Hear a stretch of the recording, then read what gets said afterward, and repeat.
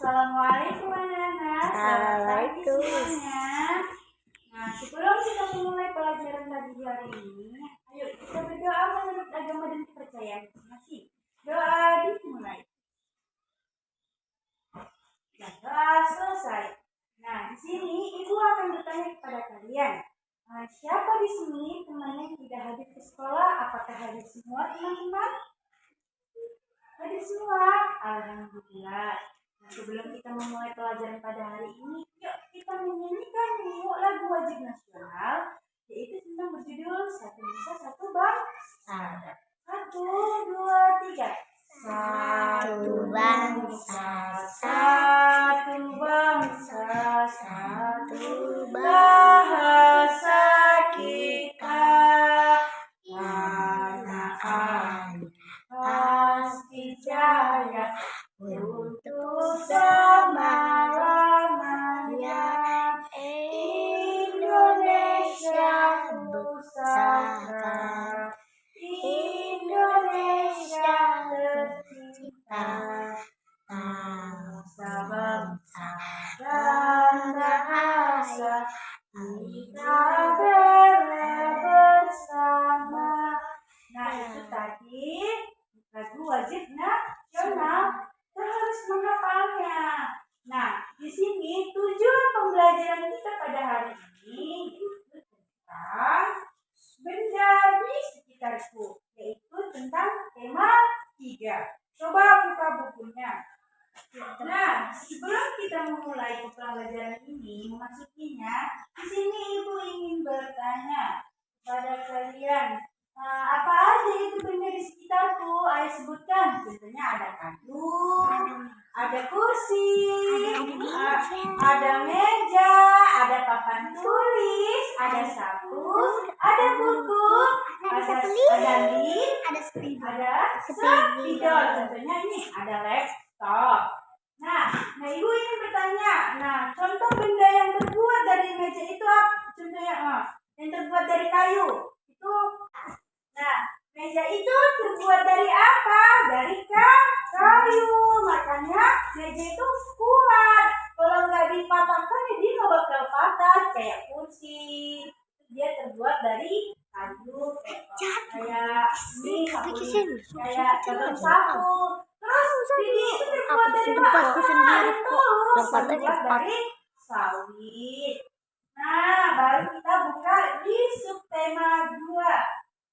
Nah, coba itu tengok ada gambar apa itu? Nah, coba ada gambar apa aja itu?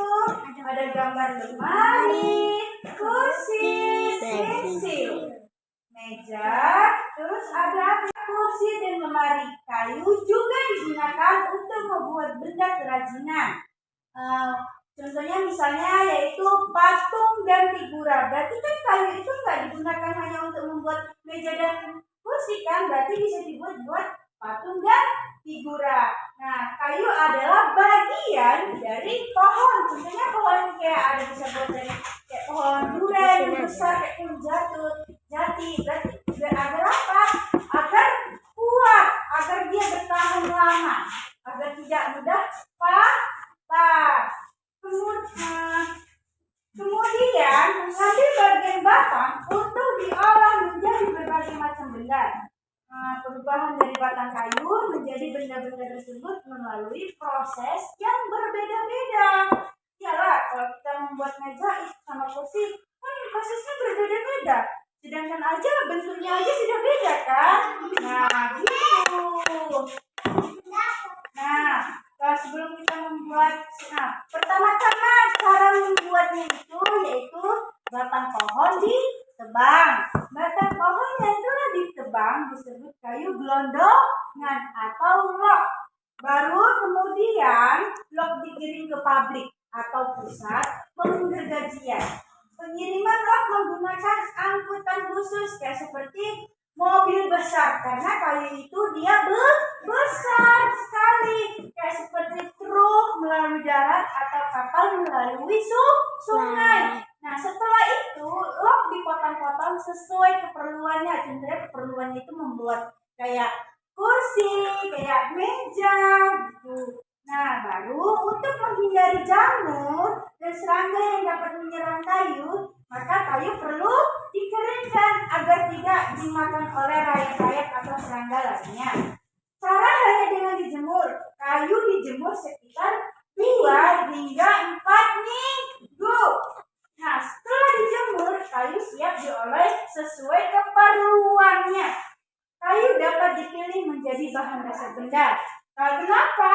Karena kayu mempunyai banyak keunggulan atau manfaat. Keunggulan kayu itu apa aja? Yaitu mudah dibentuk. Beberapa benda yang terbuat dari kayu jati dapat bertahan sampai puluhan, bahkan ratusan tahun. Kelemahan benda berbahan kayu adalah tidak tahan api, sehingga mudah terbakar. Namun, ada beberapa kayu yang mudah terserang rayap atau serangga lainnya. Nah, itu tadilah cara pengelolaan membuat kayak meja kayu dan cara kayak pemotongan dari pohon, terus kayak gimana caranya itu tadi. Nah, paham anak-anak? Nah, bagus. Nah, jadi coba buka di halaman 16. Nah, itu ada gambar. Ada gambar cara manusia menebang pohon. Cara manusia menebang pohon. Nah, ini Ibu bacakan. Fungsi hutan antara lain untuk menyerap air hujan. Hutan menyimpan air hujan tersebut dalam jumlah yang banyak. Nah berarti kan hutan ini menyimpan air hujan kan, berarti banyak. Berarti ketika hutan digundulin membuat aliran air terganggu. Hal ini menyebabkan air menggenang. Akhirnya terjadi banjir yang mengalir ke pemukiman penduduk. Kebutuhan benda dari kayu terus meningkat, mengakibatkan kebutuhan akan bahan kayu terus meningkat. Setiap tahun banyak pohon yang ditebang untuk mendapatkan kayu. Nah, berarti kan kayu yang besar-besar itu berarti kan dibutuhkan oleh manusia untuk membuat bahan-bahan. Kayak contohnya kayak kayu bisa dibuat rumah. Nah, makanya orang kalau membangun rumah pasti membeli kayak bahannya kayak kayu, ya kan? Nah, itu tadi lah. Nah, sampai sini paham tentang benda di sekitar kita itu tadi, paham anak-anak? Nah, di sini Ibu akan mengasih tugas kalian, yaitu tentang ada di halaman 13, yaitu soal itu ada 4 soal, yaitu yang tadi Ibu bacakan ini, yaitu 1. Berapa lama waktu yang dibutuhkan untuk pengeringan kayu? Yaitu selama 2 hingga 4 minggu. Nah, itu dikerjakan di rumah. Berarti besok harus kita bahas lagi kan? Bahas tentang apa? Tentang benda di sekitarku, tentang cara pembuatannya, apa-apa aja. Nah, paham?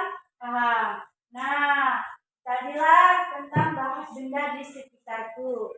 Nah, ini sebelum kita menuju pelajaran pada hari ini, nah di sini Ibu ingin bertanya. Ada yang mau bertanya tentang pembahasan kita tadi atau ada yang paham? Paham, alhamdulillah. Nah, jadi pembahasan untuk minggu besok ini masih tentang benda di sekitarku di pembelajaran 2. Jangan lupa dipelajarin di rumah. Paham anak-anak? Nah, paham. Yaudah, sekarang tutuplah bukunya masing-masing. Duduk rapi. Kalau sudah siap, mari kita berdoa memberikan doa dan kepercayaan kita masing-masing.